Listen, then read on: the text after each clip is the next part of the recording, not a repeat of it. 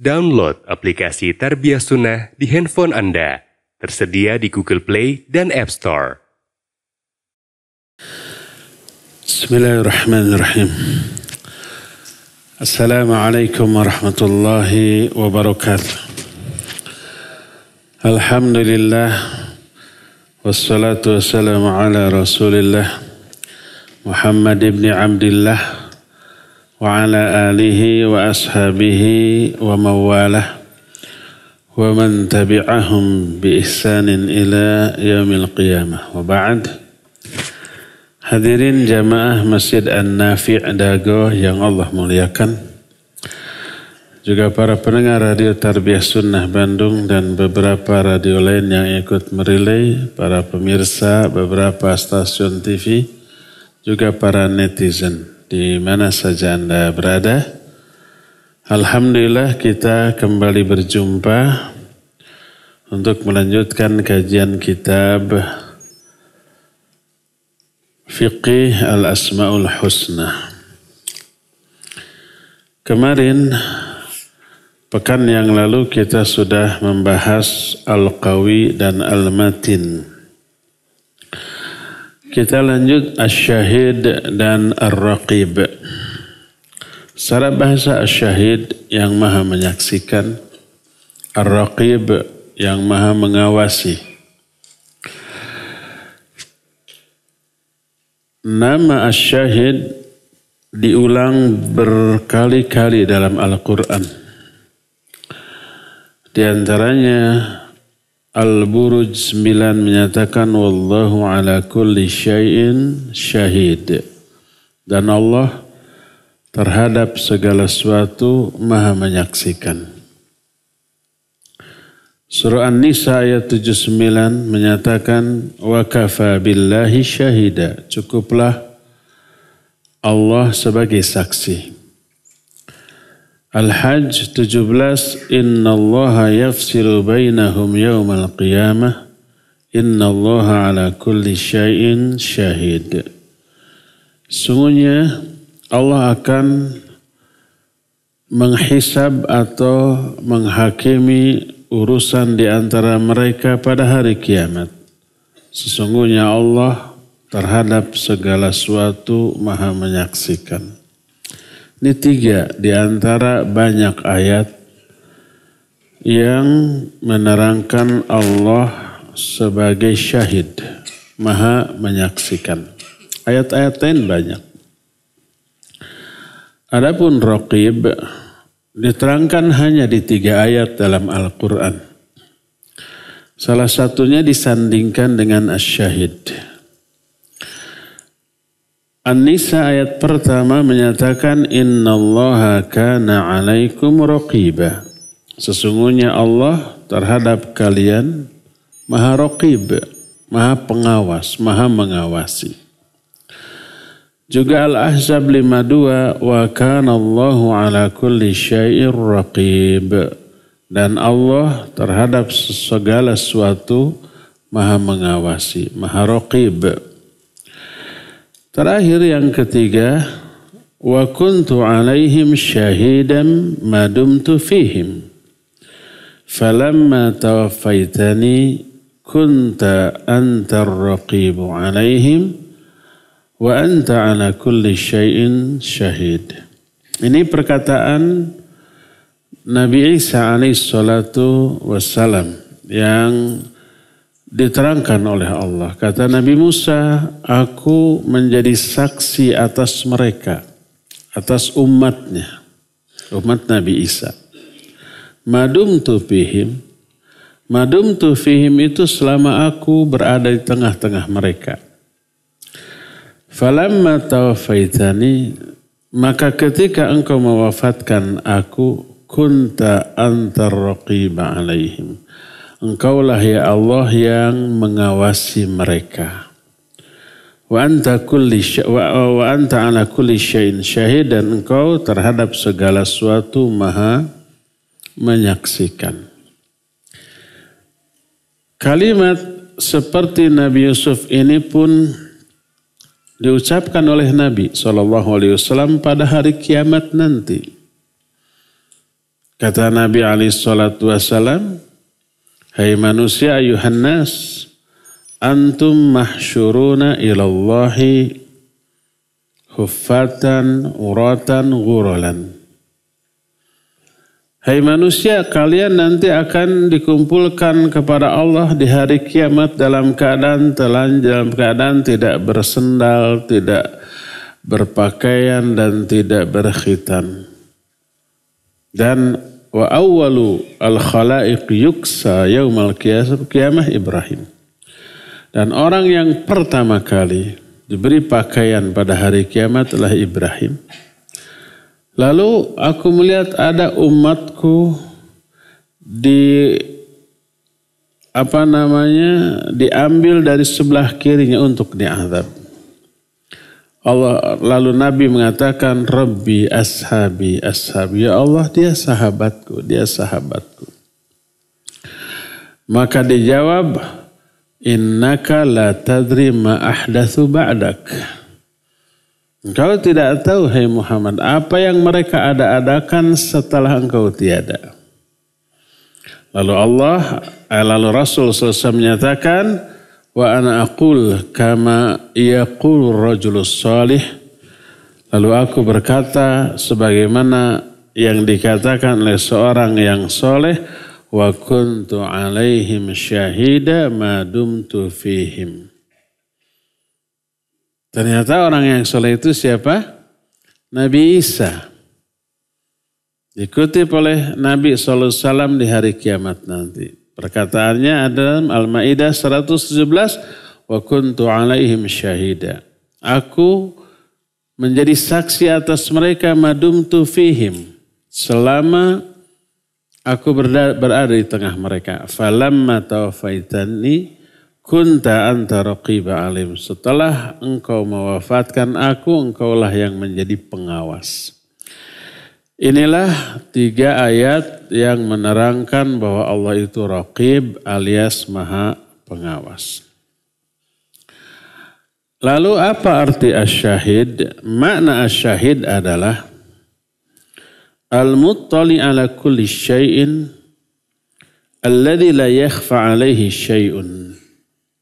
Sami'a jami'al aswat khafiyaha wa jaliyaha wa absara jami'al mawjudat daqiqaha wa jalilaha saghiraha wa kabiraha wa ahata ilmuhu bi kulli syai' alladhi syahida li ibadihi wa ala ibadihi bima amilu. Makna syahid adalah zat yang mengetahui segala sesuatu. Tak ada sesuatu pun yang tersembunyi baginya. Dia mendengar semua suara, baik suara yang tersembunyi ataupun yang terang-terangan. Dia melihat segala yang ada, secara rinci, secara detil, yang kecil ataupun yang besar. Ilmunya meliputi segala sesuatu. Dialah yang menyaksikan pribadi hamba-hambanya dan perilaku atau amal hamba-hambanya. Jadi asyahid adalah yang mengetahui segala sesuatu, mendengar segala suara, melihat semua yang ada. Nggak ada yang tersembunyi suatu pun. Baik yang kecil apalagi yang besar. Yang terang-terangan termasuk yang tersembunyi. Semuanya serba dilihat, serba didengar, serba diketahui oleh Allah Azza wa Jalla dan dilihat. Itulah makna asyahid. Adapun makna ar-raqib, nanti bisa dibedakan dengan asyahid. Asyahid maha menyaksikan. Ar-raqib maha mengawasi. Apa beda mengawasi dengan menyaksikan? Bukankah ada makna yang sama? Ya, tentu saja ada irisan. Ada kesamaan makna antara dua ini, tapi ada di luar irisan.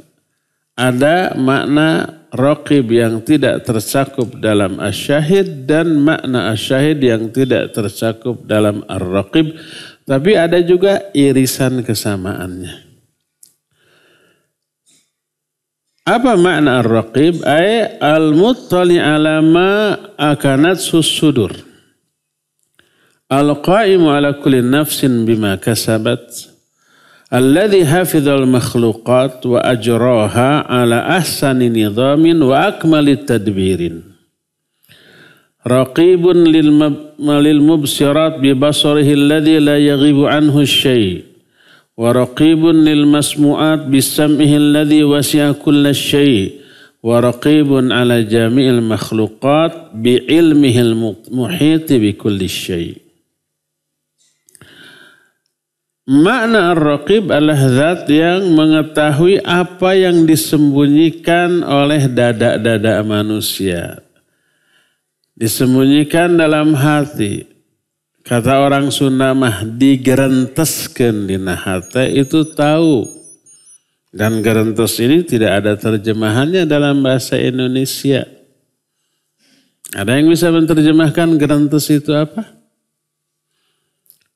Terbetik, terbersit, aya gening. Apa yang dibersitkan di dalam hati? Bukan dibisikkan, kalau dibisikkan mah diharewoskeun. Kalau harewos ada suara? Ada, tapi sangat lemah, sangat perlahan. Harewos berbisik. Kalau dalam hati tidak ada suara. Ar-raqib adalah zat yang mengetahui apa yang disembunyikan di dalam dada. Al-qaim ala kulli nafsin bima kasabat, yang juga mengawasi semua yang diikhtiarkan, yang diusahakan oleh jiwa, amal hati. Amal hati itu ada mahabbah, ada khauf, ada tawakal, ada ikhlas. Itu kan amal hati tidak terlihat kan secara fisik ya. Hanya ada dalam hati. Allah tahu orang ini ikhlas atau tidak. Orang ini tawakal atau tidak. Orang ini takut atau tidak. Orang ini berharap atau tidak. Cinta atau tidak. Itu Allah tahu. Yang memelihara seluruh makhluk lalu mengelola atau memberjalankan makhluk ini dengan sebaik-baik nizam, sebaik-baik pengaturan, dan sebaik-baik sesempurna pengelolaan. Apa yang ada dalam tubuh kita mungkin lebih dari miliaran, triliunan sistem yang berjalan. Siapa yang berjalankannya? Bukan kita. Kenapa? Si jantung bisa mompa. Kenapa darah bisa berdesir mengalir? Kenapa umpamanya paru-paru bisa mengembang mengempis? Tanpa kita ikhtiarkan. Apakah bernafas perlu ikhtiar? Untuk momen tertentu, ya. Tapi untuk kebanyakan momen tidak perlu ikhtiar kita. Kita cuma diam, tidur juga kita bisa bernafas ya. Si paru-paru bergerak sendiri, memompa sendiri, kembang kempis sendiri tanpa kita ikhtiarkan. Kitanya nggak sadar. Saya ngomong ini, paru-paru saya, jantung saya terus bekerja, saya sendiri nggak sadar. Tidak saya yang menggerakkan, diam dulu ya, saya memompa jantung untuk sejam. Apa begitu? Tidak. Bergerak sendiri. Siapa yang menggerakkan? Allah Azza wa Jalla. Nah, dengan sesempurna pengaturan, sebaik-baik manajemen, sebaik-baik pengaturan. Dia mengawasi semua yang terlihat oleh penglihatannya. Tak ada sesuatu pun yang tersembunyi dari penglihatan Allah. Dia mengawasi semua yang terdengar dengan pendengarannya. Yang pendengarannya mencakup segala sesuatu.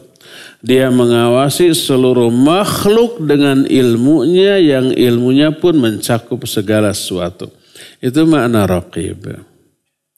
Makna syahid tadi begitu, makna raqib juga sudah diterangkan. Siapa yang memperhatikan isi kandungan dari dua nama ini, maka dia akan menemukan antara keduanya ada kesamaan, ada sinonim, ada irisan makna yang sama. Makanya sebagian ulama menyatakan asyahid dan ar-raqib maknanya sama. Seperti apa yang diterangkan oleh Syekh Abdurrahman As-Sa'di rahimahullahu ta'ala. Beliau menerangkan ar-raqib wa syahidu mutaradifan wa kilahuma yadullu ala ihatati sam'illah bil masmu'at wa basarihi bil mubsirat wa ilmihi bi jami'il ma'lumat al-jalliyah wal khafiyah wa huwa ar-raqibu ala ma dara fil khawatir wa ma taharrakat bihil lawahid wa min babil awla al-af'alu dhahirah bil arkan. Raqib dan syahid dua-duanya sinonim. Sinonim itu apa? Persamaan kata, maknanya sama.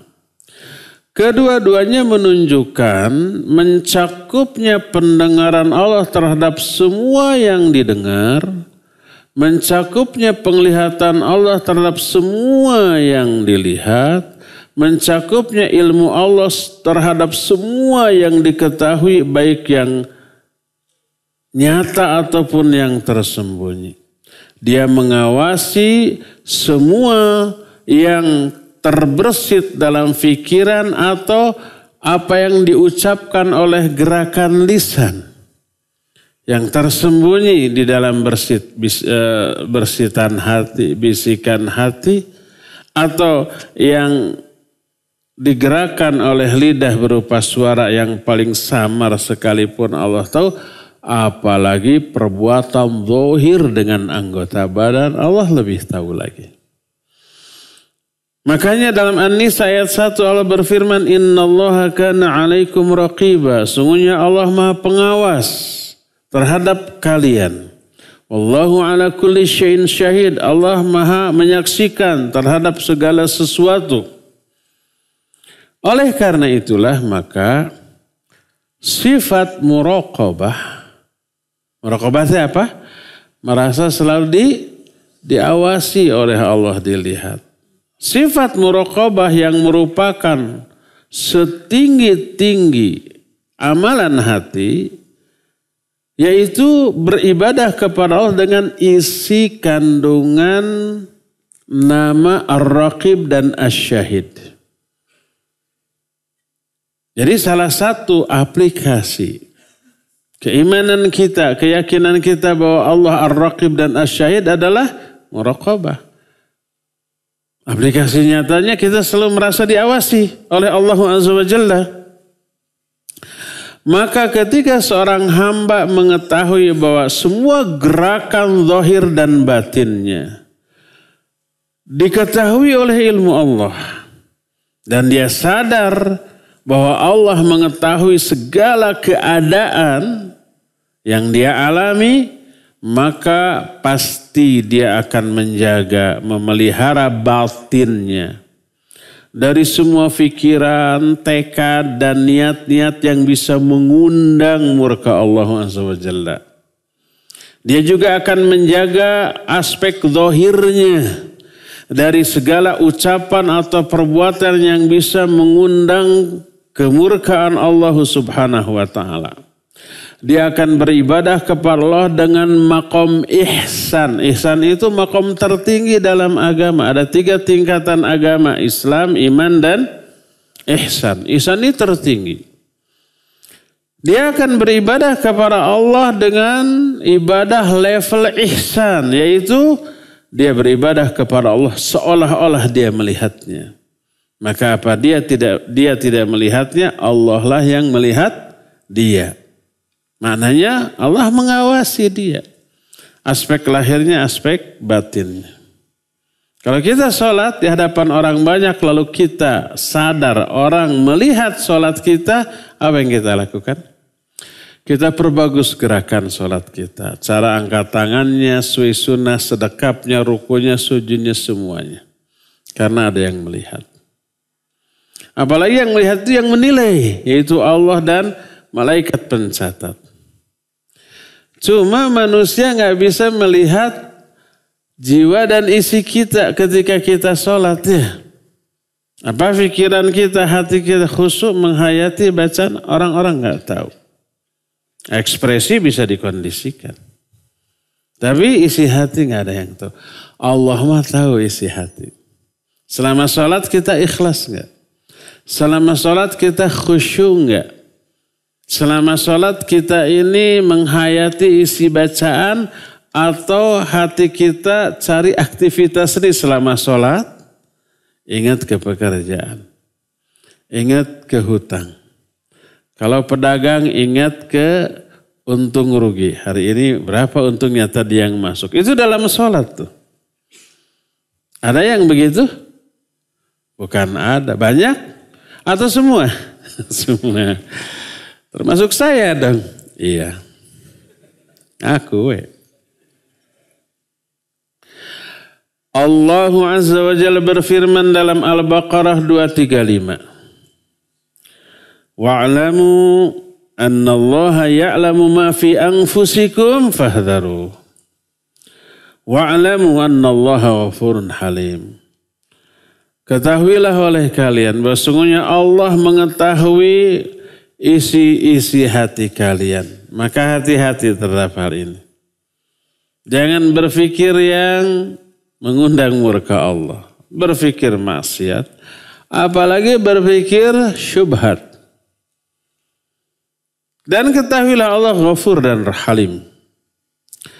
Al-Ahzab 52 Allah berfirman wa kana Allahu ala kulli syai'in raqiba. Allah maha raqib terhadap segala sesuatu, mengawasi. Al-Hadid 4 menyatakan wa huwa ma'akum aynama kuntum wallahu bima ta'maluna basir. Allah tekankan ini setelah Allah menerangkan keberadaan Allah di atas arasy. Al-Hadid ayat 4 itu kan Allah menyatakan huwa alladhi khalaqas samawati wal ardh fi sittati ayyam thumma istawa 'alal arsy. Ya'lamu ma yaliju fil ardh wa ma yakhruju minha wa ma yanzilu minas sama wa ma ya'ruju fiha wa huwa ma'akum aynama kuntum wallahu bima ta'maluna basir. Allah yang telah menciptakan langit dan bumi pada 6 hari. Setelah itu dia istiwa di atas arsy, tegak di atas arsy, menetap di atas arsy. Jangan disamakan istiwanya Allah di atas arsy itu dengan istiwanya makhluk. Kalau makhluk nempel dan butuh. Kalau Allah nggak nempel, ba'inun min khalqih dan nggak butuh terhadap arsy atau alam ini. Wallahu ghaniyun 'anil alamin. Dengan cara istiwa yang sesuai, yang layak bagi kemuliaan dan keagungan Allah dan tidak ada yang menyamai dari kalangan makhluknya. Allah istiwa di atas arsy. Dan arsy itu makhluk Allah yang paling tinggi. Di atas arsy tidak ada makhluk lain. Hanya ada Allah. Di bawah arsy ada, sebelum kursi ada air. Airnya ini kedalamannya sejauh langit dan bumi. Di bawah air itu baru ada kursi. Wa kana arshuhu 'alal ma. Arsy Allah itu di atas air. Airnya di atas kursi. Dari kursi ke arsy sejauh langit dan bumi. Itu airnya. Nah, di bawah air itu ada kursi. Kursinya lebih gede daripada langit dan bumi. Tapi lebih kecil dari arsy. Di bawah kursi ada air lagi. Airnya sejarak langit dan bumi. Di bawah kursi baru ada langit ke-7. Ketebalan langit ke-7 setebal sejarak langit dan bumi. Di bawah langit ke-7 ada air lagi. Airnya sejarak langit dan terus begitu. Langit ke-6 air lagi. Langit ke-5 air lagi. Terus sampai langit terdekat. Di bawah langit terdekat nggak ada air. Kalau ada air mah orang nanti kerlep atuh. Baru ada kita. Jadi dari kita, dari bumi ke Allah jauhnya bingit. Saking bingisnya nggak terjangkau oleh kita. Jangankan Allah. Langit pertama aja nggak terjangkau. Saking kecilnya kita dan besarnya alam ini.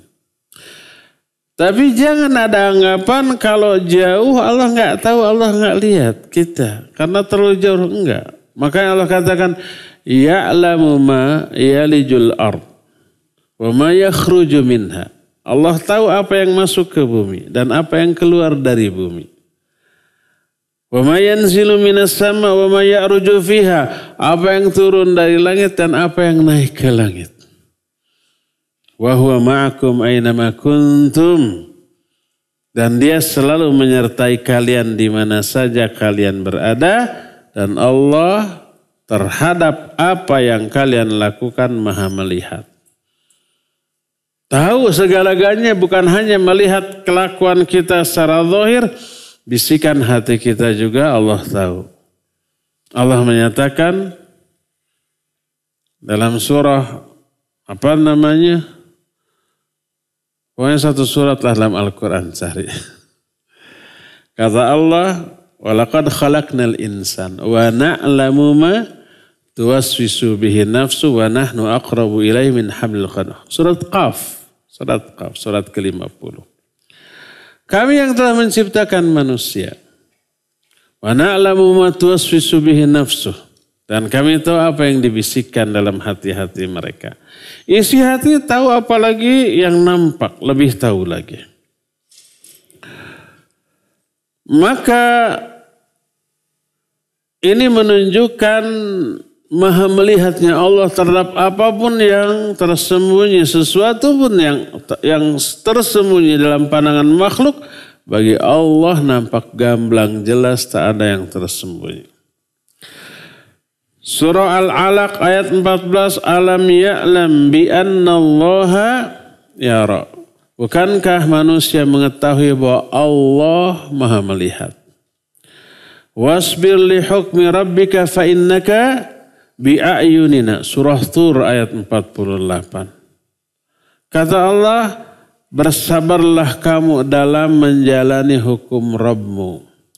Fa innaka bi'ayunina, karena kamu berada dalam pengawasan mataku. Allah menyebut mata Allah bi'ayunina. Menunjukkan Allah memiliki mata. Wajib diyakini perkataan Allah. Tajri bi'ayunina. Perahu Nabi Nuh itu tajri, ngangkleng dengan pengawasan mata kami. Fasbir li hukmi rabbika fa innaka bi'ayunina. Maka sabarlah engkau dalam melaksanakan hukum Allah, karena sungguhnya engkau berada dalam pandangan pengawasan mata kami. Mata Allah. Iya, Allah punya mata. Cuma mata Allah laisa kamitslihi syai'un, tidak ada yang menyamai. Atau makhluk dengan makhluk aja matanya bedanya. Kita punya mata, belalang punya mata, sama matanya beda. Apanya yang beda? Semuanya, bahannya, bentuknya, warnanya, fungsinya.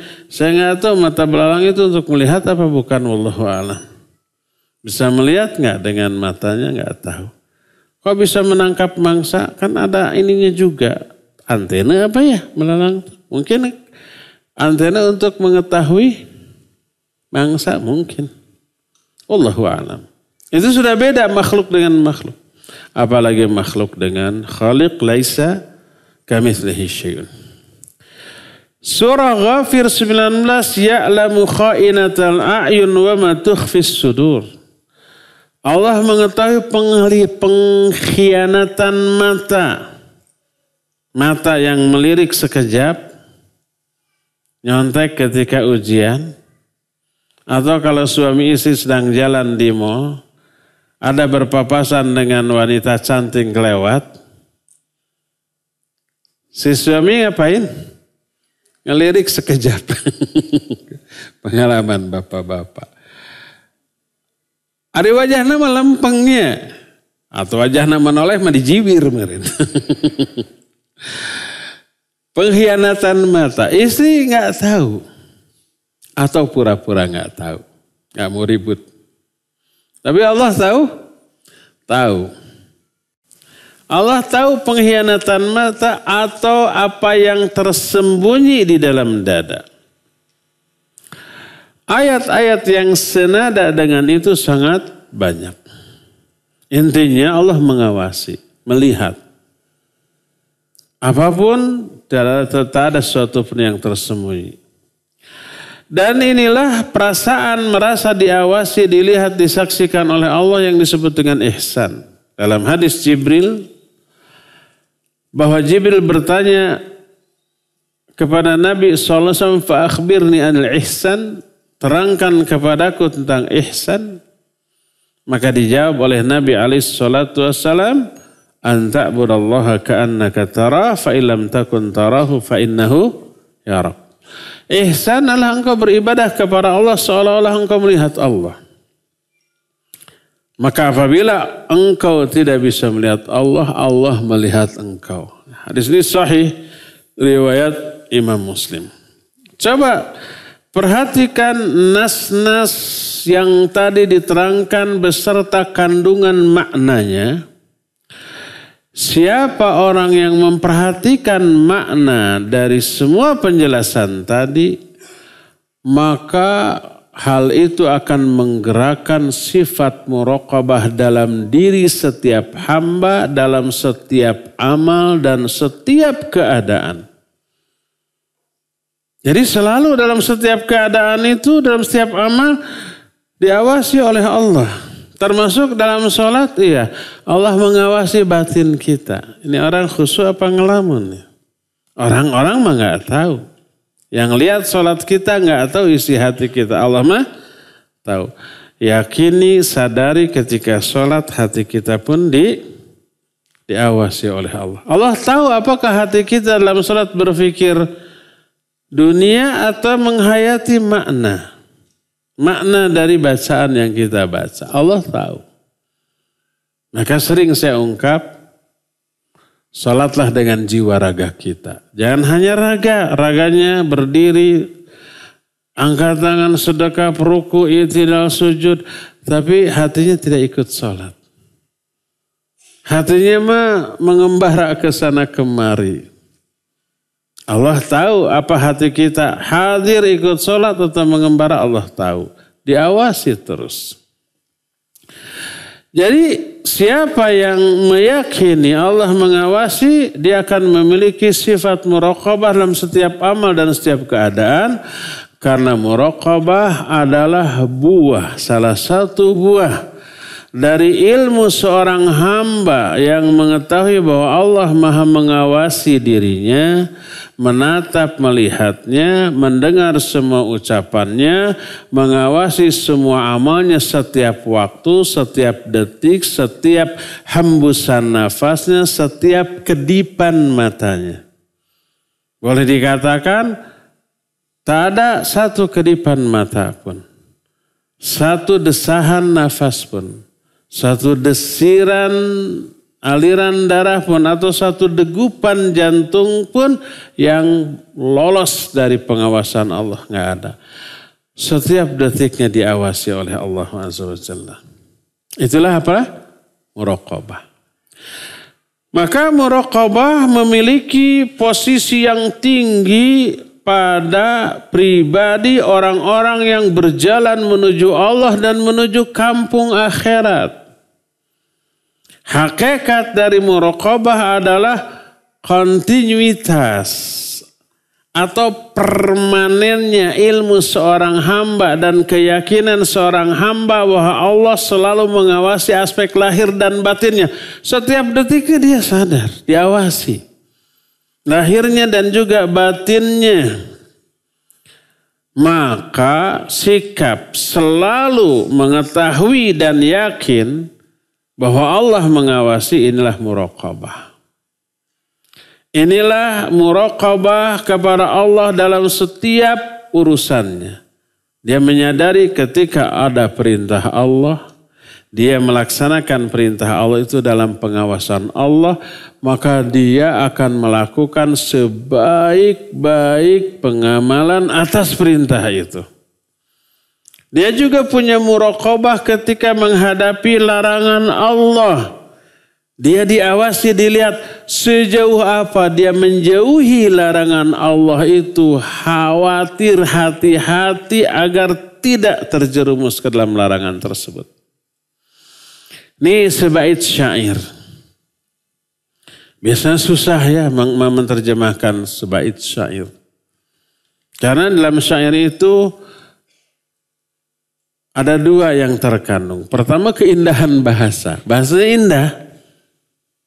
Kedua, kedalaman makna.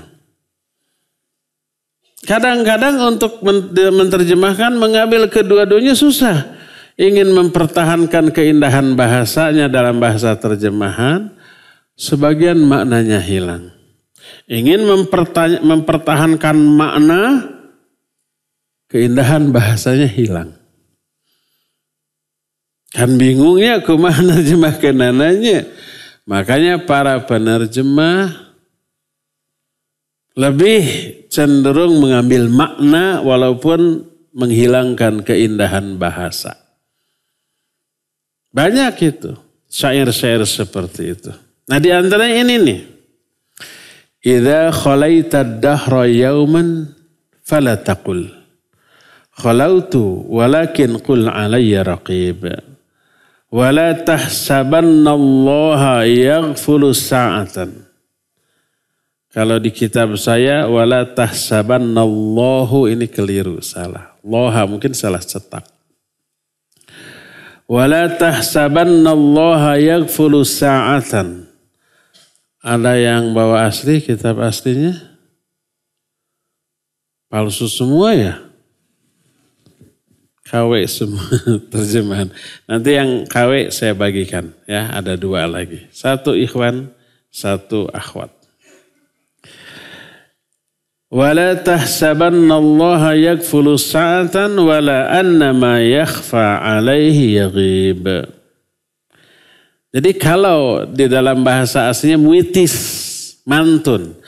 Idza khalaita ad-dahra yawman fala taqul. Nah, terus bait kedua, khalautu walakin kul alayya raqib. Ini tadi kul, ini qib. Yang keduanya, wala tahsabanallaha yaghful. Ini harusnya di sana. Sa'atan wala annama yakhfi alayhi yaghib. Tadi raqib, ini yaghib.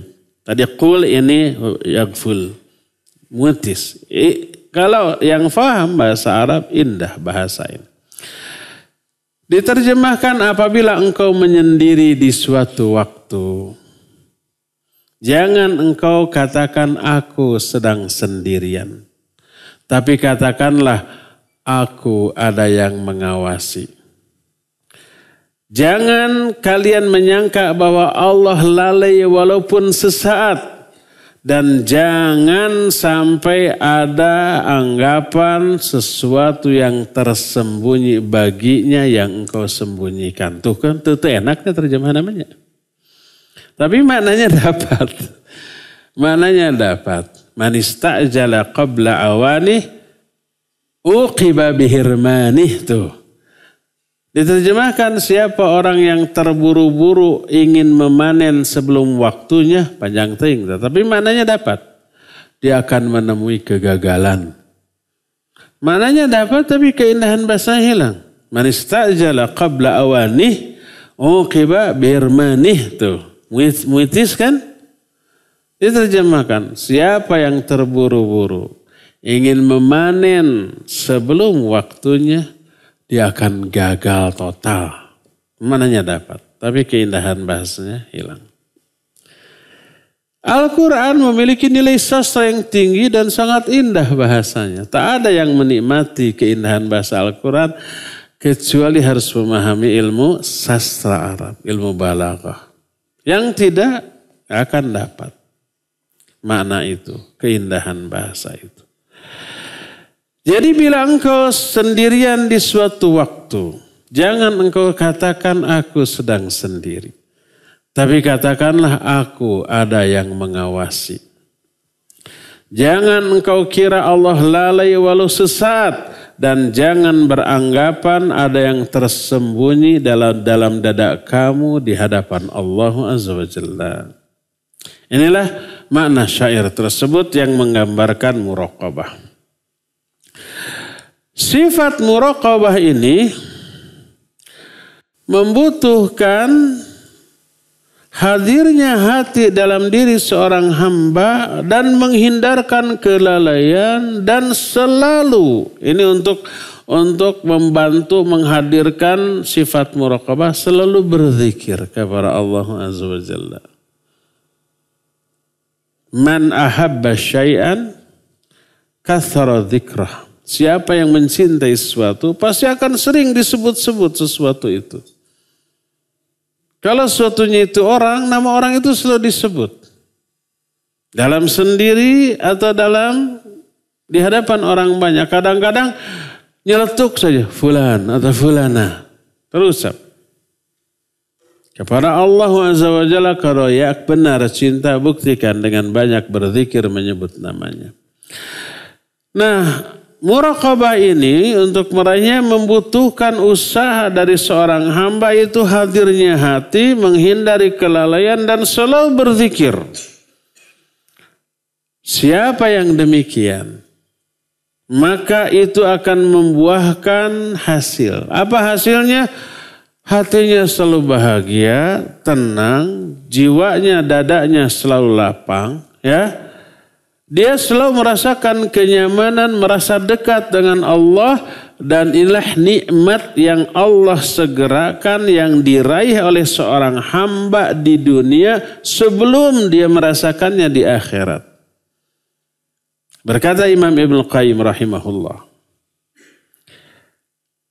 Kata beliau, fa inna sururul qalbi billahi wa farhahu bihi wa qurratal aini bihi la yushbihu syai'un min na'imid dunyal battah wa laysa lahu nadhirun yuqasu bihi wa huwa halun min ahwali ahli jannah.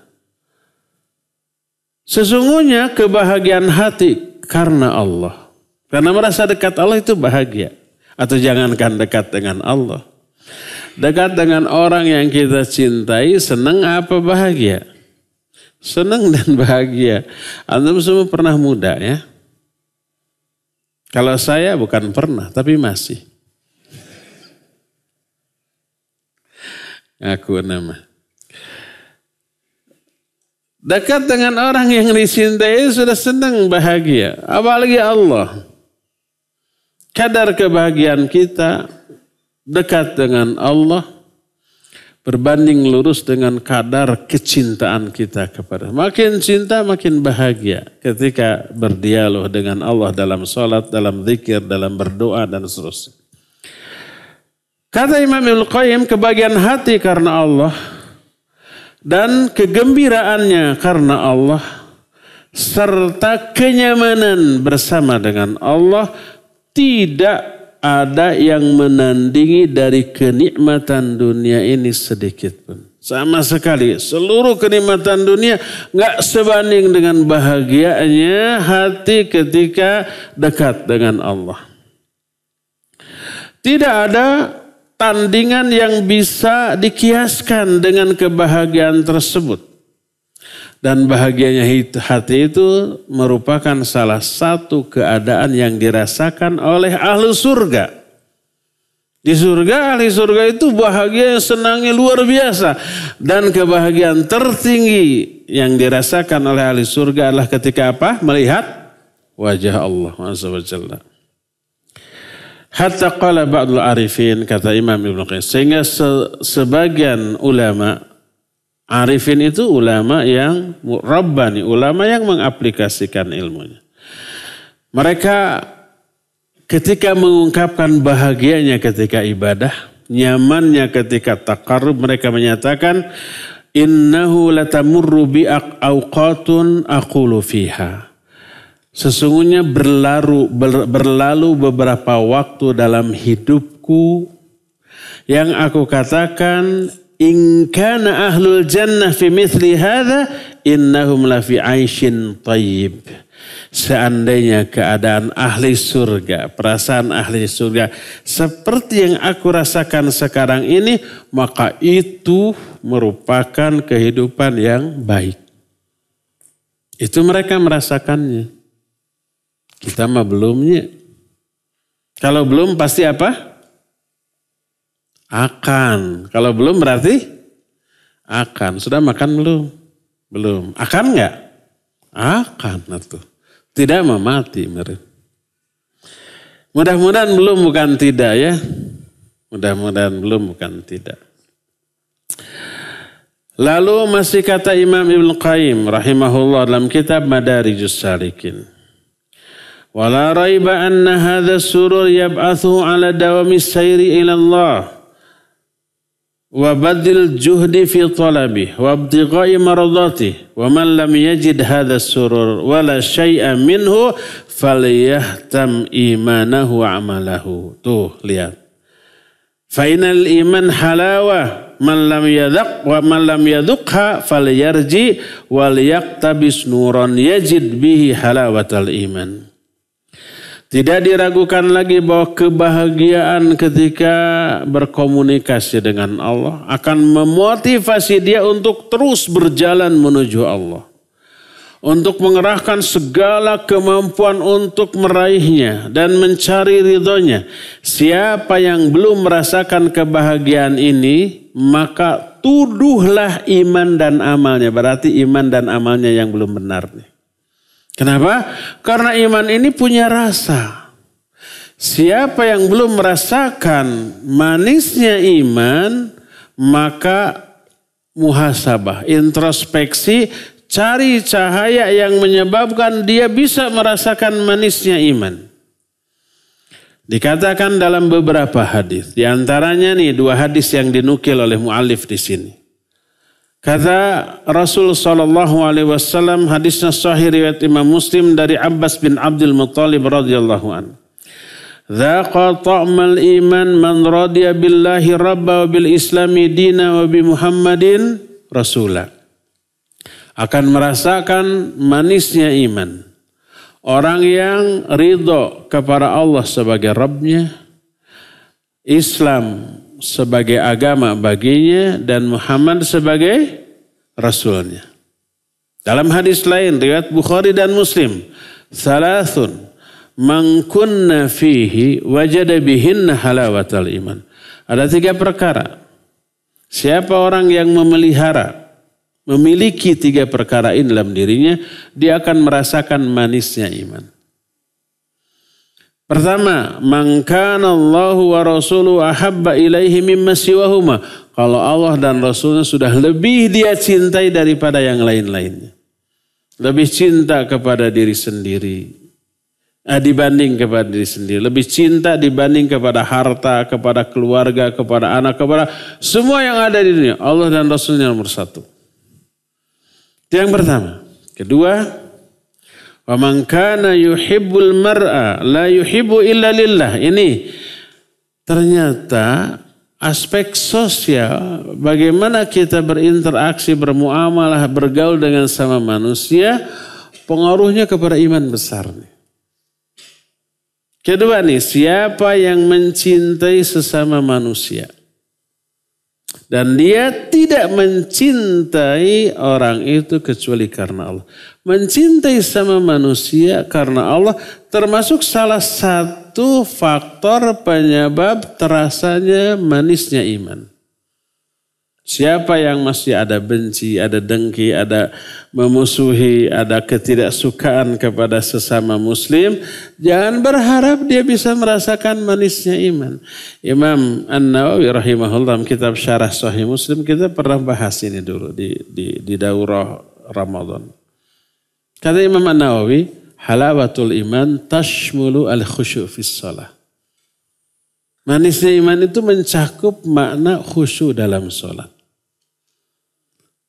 Siapa yang merasakan manisnya iman, dia merasakan khusyuk dalam sholatnya. Ternyata salah satu faktor penentu kekhusyuan dalam sholat adalah aspek muamalah. Wajib mencintai sesama muslim karena Allah. Siapa yang ada benci, siapa yang ada dengki, siapa ada yang rasa memusuhi, jangan berharap dia khusyuk dalam sholatnya. Tuh. Pantas teh khusyuainya. Da orang tuh banyak nepika sebelen. Akhirnya kita sebel ke orang. Ada yang begitu? Jawab. Ada yang begitu? Ada. Ada apa banyak? Banyak apa semua? Mudah-mudahan jangan semua. Ketiga. Wa may yakrah ay ya'uda fil kufri ba'da id anqadahu Allahu min kama yakrahu ayulqa finnar. Ketiga, orang yang bisa merasakan manisnya iman adalah orang yang membenci kembali kepada kekufuran. Masa lalunya kelam, pernah kufur, pernah ahli bidah, pernah ahli maksiat. Kelam tuh. Dia benci, gak mau kembali kepada masa kelam setelah Allah menyelamatkan dia dari keburukan itu dengan cara diberi hidayah. Dia benci kembali kepada keburukan sebenci dia dilemparkan ke dalam api neraka. Inilah tiga. Membenci kemaksiatan atau keburukan di masa lalu. Termasuk di dalam. Jadi pertama menjadikan Allah dan Rasulnya lebih dicintai daripada apapun. Kedua mencintai sama mukmin karena Allah. Dan yang ketiga benci kembali kepada keburukan. Tiga hal yang apabila dimiliki dia akan merasakan manisnya iman. Ini masih kata Al-Imam Ibnu Qayyim. Sami'tu Syekhul Islam Ibn Taimiyah qaddasallahu ruhahu. Aku mendengar Syekhul Islam Ibn Taimiyah yang semoga Allah mensucikan ruhnya itu berkata. Ibn Taimiyah itu gurunya Imam Ibnu Qayyim. Kata kita kena nih dengan ini.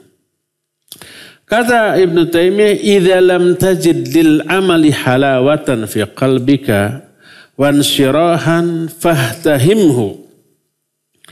Fa inna ar-Rabb ta'ala syakur ya'ni annahu la budda an yuthiba al-'amila ala amalihi fid dunya min halawatin yajiduha fi qalbihi wa quwwatin wa insyirahin wa qurrati 'ainin fa haitsu lam yajid dzalika fa amaluhu madkhul." Coba lihat.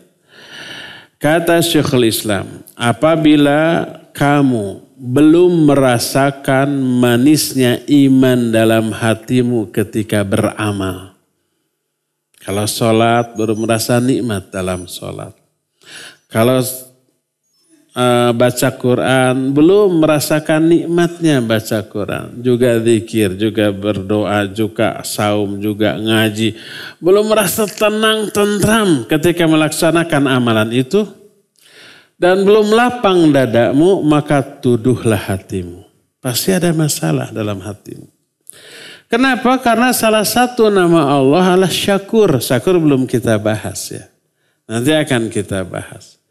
Allah itu maha syakur. Maha syakur itu apa? Maha berterima kasih. Maha pembalas terhadap setiap kebaikan yang dilakukan oleh hamba. Nggak ada kebaikan yang sia-sia walaupun sekecil debu. Pasti akan ada balasan dunia akhirat.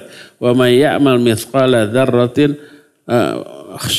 khairan yara. Siapa yang beramal kebaikan sekecil debu, dia akan melihat akibatnya. Termasuk di dunia. Kenapa? Karena Allah Maha Syakur, maknanya Allah pasti memberi balasan terhadap orang yang beramal atas amalnya di dunia ini juga. Kontan. Ada yang kontan di dunia, ada yang ditunda masih di dunia, tapi nanti besok, lusa, minggu depan, bulan depan, tahun depan, ada yang tertunda di akhirat. Adapun yang kontan detik itu beramal, detik itu dibalas adalah berupa manisnya iman, berupa ketenangan jiwa, ketentraman batin, syahdu dan teduhnya jiwa kita ketika beramal ibadah, amal soleh kepada Allah Azza wa Jalla. Itu balasan yang Allah berikan secara kontan. Ketika seseorang belum merasakan ketenangan dalam ibadah, berarti ibadahnya hambar, tidak dibalas oleh Allah. Tuduh hatimu, tuduh amalmu. Mungkin hatimu kotor, amalmu tercampuri sesuatu yang menyebabkan Allah tidak memberikan balasan yang kontan. Inilah penjelasan tentang dua dari nama-nama Allah, Asy-Syahid dan Ar-Raqib. Ya cukup ya sampai di sini saja dan kita masih punya waktu untuk bertanya jawab. Apakah boleh bila membaca Asmaul Husna dengan harapan ditolong oleh Allah? Boleh. Hanya itu jangan satu-satunya niat. Hanya salah satu. Niat-niat lainnya kan balas yang Allah berikan kepada orang yang beribadah beramal soleh itu banyak. Salah satunya Allah akan menolongnya. Maka niatkan untuk seluruh yang Allah janjikan. Kita dengan beramal ingin pahala, ingin ampunan, ingin rahmatnya, ingin ridhonya, ingin kasih sayangnya, termasuk ingin pertolongannya. Ya, ingin ditolong oleh Allah dalam masalah-masalah kita. Boleh. Yang tidak boleh, saya mah hanya ingin ditolong saja dalam kasus ini.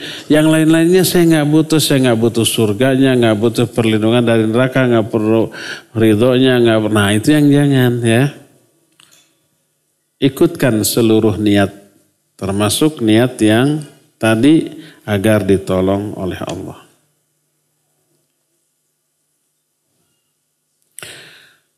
Terkait makna raqib. Bagaimana dengan doa-doa yang dipanjatkan dalam hati? Apakah diterima sebagai doa? Apakah doa tersebut didengar sebagai doa? Karena saya sering mendoakan dalam hati, misal ketika sedang di jalan di tempat umum.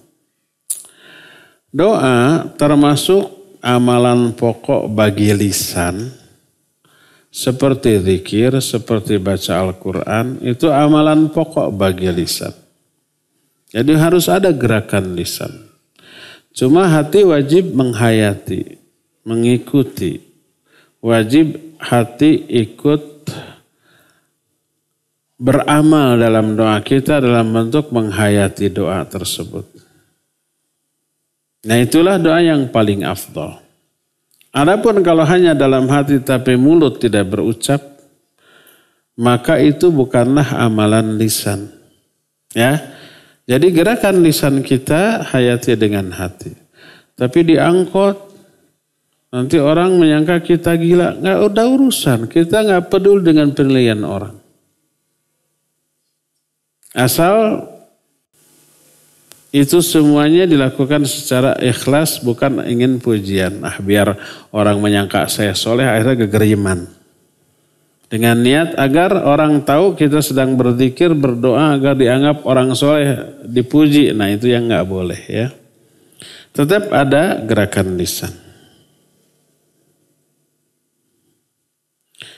Ustadz, anak terkena fitnah jajut.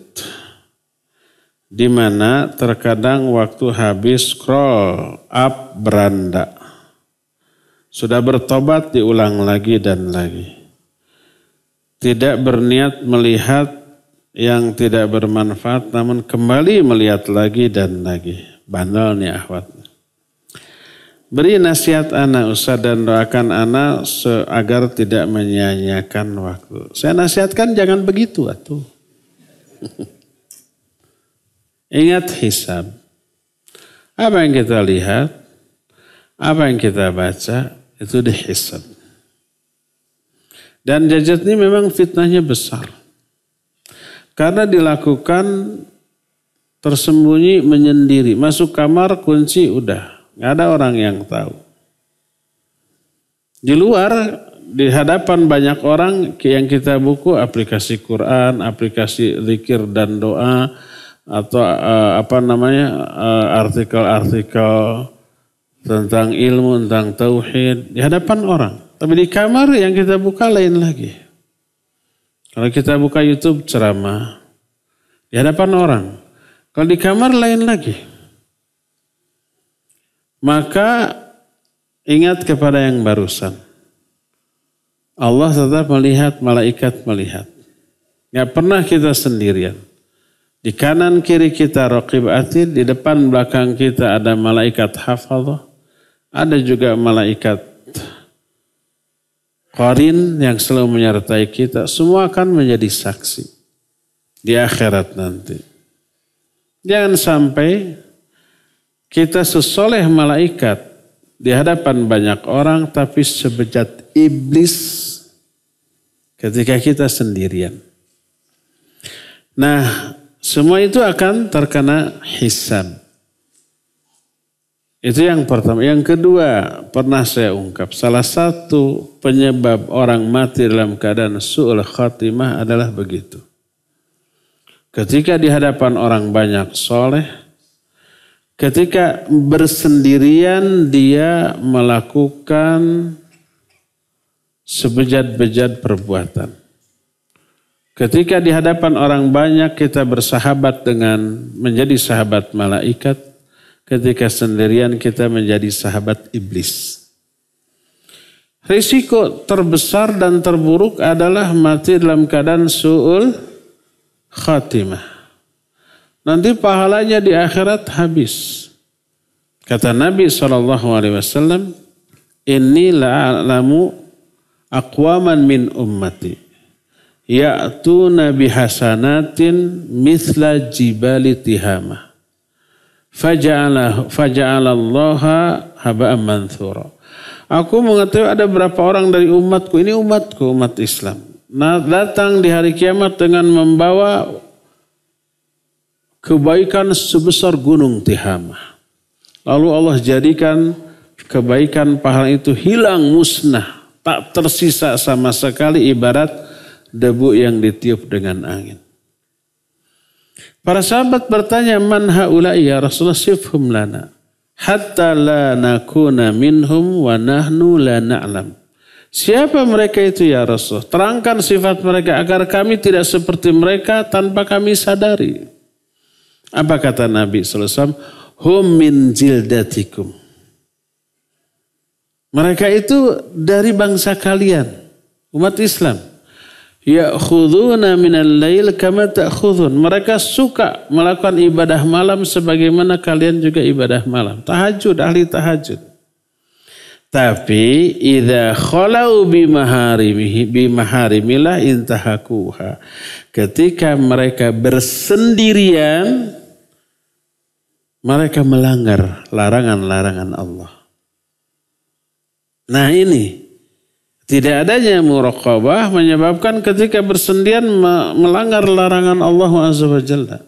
Nanti pada hari kiamat, pahala dari ibadah-ibadahnya hilang. Wajib kita khawatir dengan hal itu ya. Semoga Allah memberikan hidayah kepada kita untuk istiqamah di atas kebenaran, kebaikan, baik dalam keadaan sendiri ataupun di tengah orang banyak ya. Tidak hanya penanya, tapi mungkin ini mewakili semua yang ada di sini.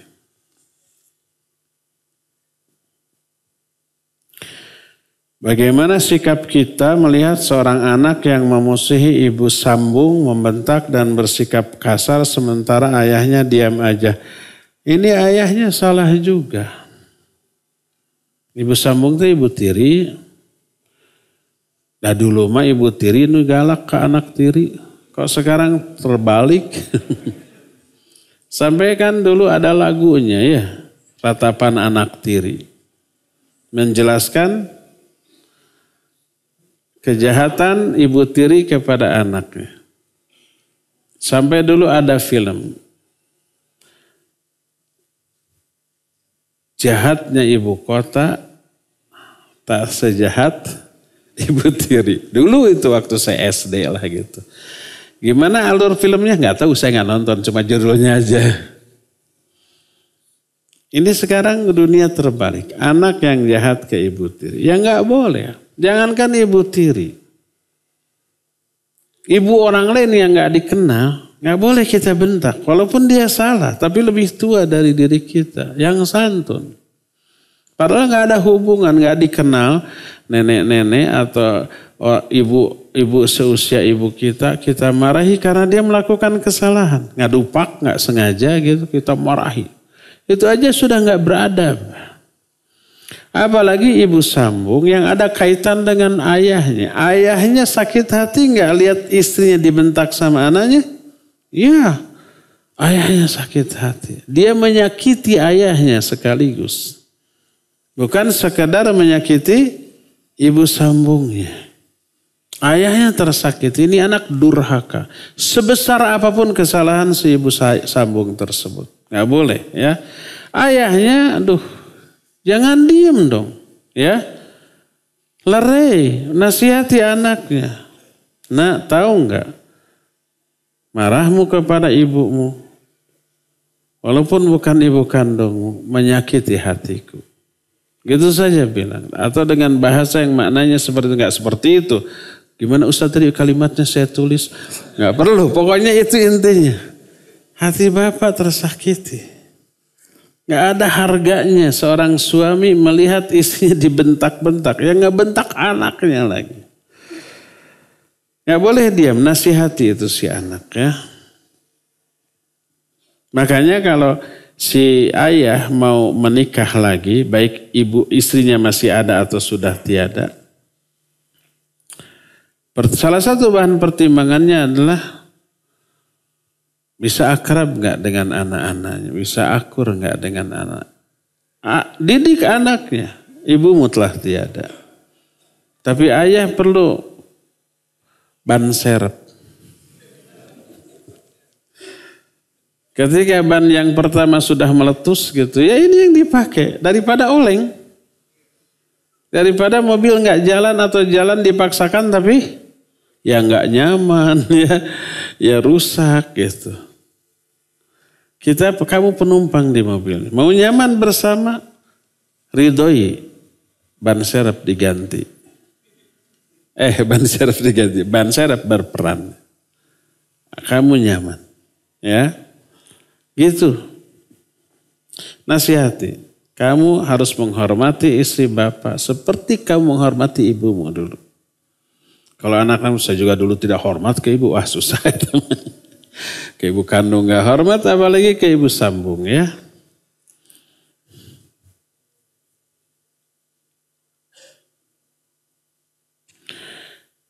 Ustaz, jika saya baru tahu niat sholat itu cukup dalam hati. Bagaimana dengan sholat saya yang selalu membaca nawaitu dan seterusnya, apakah tetap Allah terima?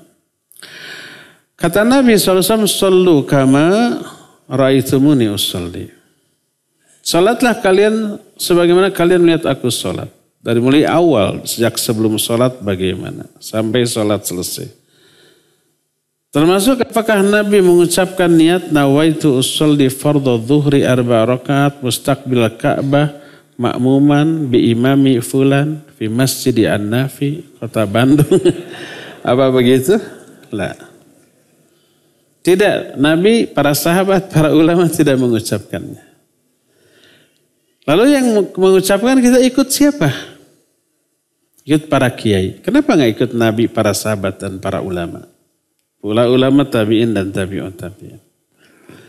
Nah, kalau niat mengucapkan ini dianggap bagian dari agama dan dianggap tidak sah kalau tidak mengucapkan niat, berarti sholat Nabi, para sahabat nggak sah. Lancang banget nih. Yang ada adalah apa yang tidak dilakukan oleh Nabi dan para sahabat ini bukan bagian dari agama. Jangan dilakukan, apalagi meyakini bagian dari agama para Nabi dan para sahabat tidak melakukan. Nah, itu ya. Jadi langsung saja begitu habis wudu lalu menghadap kiblat, berdiri tegak lalu takbir sambil mengangkat kedua tangan.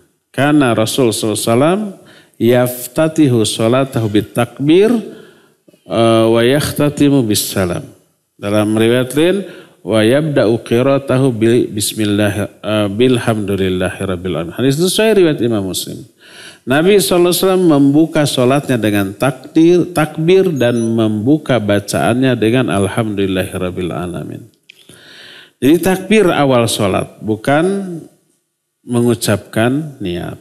Apalagi orang yang menetapkan niat itu muqtaranan bifi'li, harus berbarengan dengan awal perbuatan. Awal perbuatan sholat itu adalah ucapan lisan, yaitu apa? Takbir. Itu awal perbuatan sholat.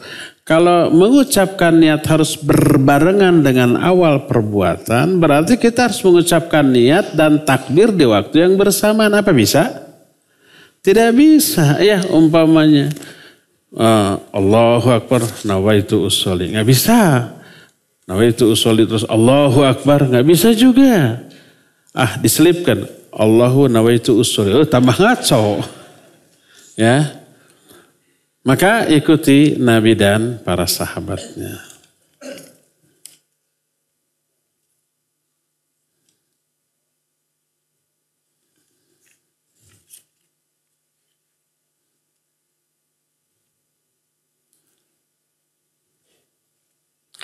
Ustaz, apakah yang dimaksud dengan haji adalah jihad untuk para wanita? Bagaimana dengan berjuang untuk mendidik anak agar menjadi soleh, berdakwah dalam keluarga, apakah termasuk jihad? Ya, haji adalah jihadnya para wanita. Kenapa? Hari apa? Kamis kemarin, Sabtu ya, di Al-Ukhwah membahas tentang meraih kemuliaan dengan haji, dengan berhaji. Dan salah satunya haji itu jihadnya kaum wanita. Bahkan tidak hanya kaum wanita, laki-laki juga. Kata Rasul sallallahu alaihi wasallam, ya, al-ghazi fi sabilillah wal hajj wal umrah wafdullahi da'ahumullah fa'ajabu was'aluhu wa'atahum. Orang yang berjihad di jalan Allah, orang yang berhaji, orang yang umrah, itu tamu-tamu Allah. Allah memanggil mereka, mereka memenuhi panggilan Allah. Mereka meminta kepada Allah di tengah-tengah jihad, haji dan umrah. Allah akan memberikan permintaan mereka. Disamakan tuh. Jihad, haji dan umrah. Apalagi bagi kaum wanita. Kenapa? Karena sama-sama berkorban jiwa dan harta. Orang berjihad, nyawanya dikorbankan, hartanya juga dikorbankan. Orang yang haji juga begitu. Jelas harta ratusan juta, bisa 500 juta kalau furoda. Ya. Dan jiwanya iya. Jiwanya dia harus berlelah-lelah. Badannya dia harus pegal-pegal, jalan kaki ketika umrohnya aja ya. Ketika umroh kan dan haji pasti ada umrohnya ya. Ketika tawaf ya, ketika sa'i minimal 3 jam non-stop jalan terus cangkel pegel gitu ya. Apalagi dengan hajinya ketika wukuf di Arafah. Sebelumnya ketika mabit di Mina, mabit di Muzdalifah. Ketika mabit di Mina 11, 12, 13 harus jalan kaki dari tenda ke Jamarat bisa berjam-jam kalau yang jauh. Berdesak-desakan, bisa 2-3 jam jalan kaki dalam keadaan panas karena harus ba'da zuhur. Panas, berdesak-desakan, macet gitu dan barisannya kayak ular luar leor gitu. Nggak lurus begitu, kalau lurus begitu nggak akan tertampung jutaan. Tapi oleh petugas dizigzagkan gitu. Kalau lurus setengah jam bisa sampai, tapi karena bulak belok bisa 3 jam. Macet, panas, berdesak-desakan. Jauh. Bisa kebayang capeknya, lelahnya, jiwa dan raganya. Ada orang yang gak sabar dorong sini, dorong sana. Ada orang yang gak sabar loncat ke pembatas, dikejar oleh askar. Ketika lari dan ketika yang mengejar ngadupak orang, juralit. Macam-macam ya namanya. Jadi banyak pengorbanan fisik, psikis, dan harta. Maka dianggap sebagai jihad, terutama wanita yang secara fisik lemah. Apakah berjuang mendidik anak, membereskan rumah, ngepel, nyupir, nyuci piring, nyuci baju, beres-beres, apakah sama dengan jihad? Pahalanya ya sama. Berdasarkan hadis sahih riwayat Imam Muslim, ketika Asma binti Yazid berkata, "Ya Rasulullah, inna rijal fudilu bi salatil jum'ah wa syuhudil janazah wal jihad fi sabilillah." Fa idza jahadu fi sabilillah rabbaina amwalahum wa auladahum afanusyarikuhum fil ajr. Wahai Rasulullah, laki-laki diberi keistimewaan dengan 3 amalan. Salat Jumat, mengurus jenazah, dan jihad. 3 ini tidak disyariatkan untuk wanita. Dan ketika laki-laki jihad, kami yang ngurus harta dan anak mereka. Apa kami memiliki pahala yang sama dengan laki-laki? Itu kata Asma. Apa kata Nabi SAW? Insarifi ya Asma. Wakhbiri mawwara'aki minan nisa. Pulang engkau hai Asma. Beritahukan kepada wanita yang di belakangmu bahwa baiknya sikapmu kepada suamimu dan ikhtiarmu untuk selalu mencari ridha suamimu ta'dilu kullama dzakarti, itu sebanding dengan semua amalan yang kamu sebutkan tadi. Jadi pekerjaan rumah tangga yang dilakukan oleh wanita untuk menyenangkan suami itu pahalanya sebanding dengan jihad fisabilillah. Jadi ketika suami pulang lapar, lemas gitunya, capek, terus banyak masalah di kantor, begitu sampai di rumah, kondisi rumahnya sudah rapi, beres, wanginya, istrinya menyambut di pintu rumah dengan senyum termanis yang dimilikinya. Sudah fresh, wangi, seger, mandi. Anak-anak juga sudah mandi, sudah wangi. Begitu datang ngagabruk papa atau abi. Itu hilang semua rasa capek, rasa lapar, rasa mumet. Hilang. Itu karena apa? Karena perjuangan seorang istri di rumah. Tenang itu. Inilah yang menjadi surga dunia bagi laki-laki. Tak ada tempat yang lebih indah, lebih menyenangkan dibanding di rumah. Tapi sebaliknya, kalau suami pulang lapar, capek, lemas, banyak masalah, pas sampai rumah, Pak Balatak. Pakaian kotor, piring kotor, buruk dijuru, bro dipantok, ngalayah di tengah imah. Istrinya belum mandi 3 hari. Pakai daster yang sudah kumal. Datang-datang, Pak beras habis. Token tuh sudah bunyi macam-macam. Kata suaminya, kaduhung balik. Menyesal saya pulang. Kenapa gak lembur aja gitu ya. Durhaka tuh si istrinya. Jadi usaha istri di dalam rumah untuk menyenangkan suami itu jihad. Itu pahalanya sebanding dengan jihad fisabilillah. Para akhwat, jadilah mujahidah sejati, yaitu orang-orang istri-istri yang mampu membuat suaminya selalu ridho ketika berada di dekatnya, betah ya. Cukup ya sampai di sini, mohon maaf tidak semua pertanyaan terjawab karena terbatasnya waktu. Insyaallah kita jumpa kembali Selasa yang akan datang. Subhanakallahum bihamdik asyhadu an la ilaha illa anta astaghfiruka wa atubu ilaik. Walhamdulillahirabbil alamin. Wassalamualaikum warahmatullahi wabarakatuh.